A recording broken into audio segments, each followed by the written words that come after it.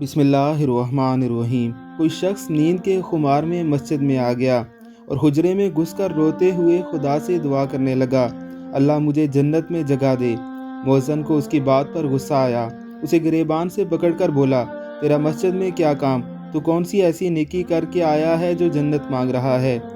وہ شخص بولا، یہ خدا کا گھر ہے، تیرا نہیں، میں خدا سے مانگ رہا ہوں، تجھ سے نہیں۔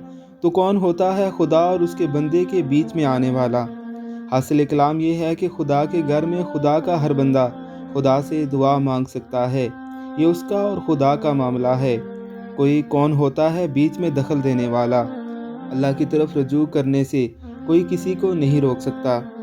وہ کریم رب تو جب اس کے غافل بندے اس کی طرف ایک قدم چل کر جاتے ہیں تو وہ 70 قدم دوڑ کر آتا ہے۔ ایسے کریم رب کے غافل بندوں کو اپنے رب کی طرف جاتے ہوئے روک کر اپنی عاقبت کو تباہ نہ کیجیے۔ اللہ ہم سب کو محفوظ رکھے۔